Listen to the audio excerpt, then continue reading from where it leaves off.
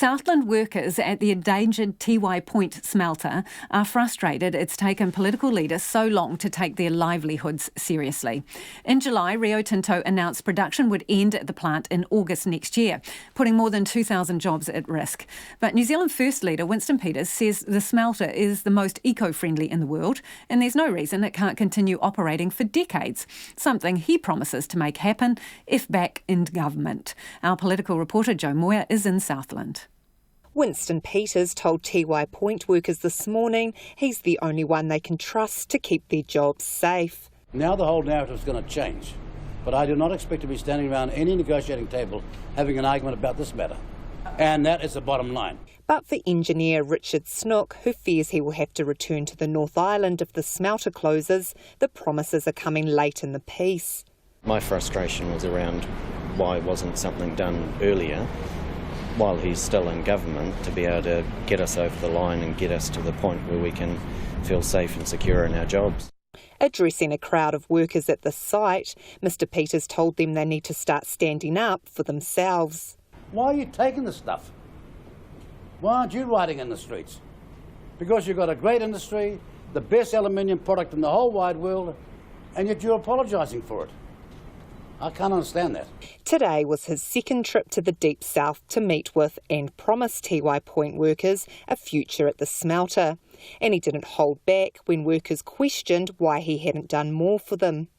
Oh, that's pretty rich. Excuse me, you only gave me 7.2% of the vote last time. You give me some real vote and I'll do it. Look how much we've done already. You're going to have to vote this time like your life and your career and your industry depends upon it. Stuart Hamilton, the chief executive of Tiwai Point, says it's stressful for families at the smelter who have no idea what the future holds. The people I talk to on site, they want to come to site every day and do their best job and continue to do so. That's not just for themselves, but for the family members and Southlanders as well. So they certainly want to just be able to get on and keep doing their job, and so it is frustrating to the team and certainly has an impact. The workers are keen to hear from politicians, especially if there's a lifeline at the end of it. But Winston Peters says National and Labour are Johnny-come-latelys who can't be trusted to save Southlanders' jobs. He says in the case of Labour and the Greens, they want Tiwai Point out of business because it doesn't suit their agenda. Labour leader Jacinda Ardern rejected that, saying it was Rio Tinto who wanted out. Rio Tinto have made their own commercial decision, and their decision has been that they wish to cease operating at Tiwai.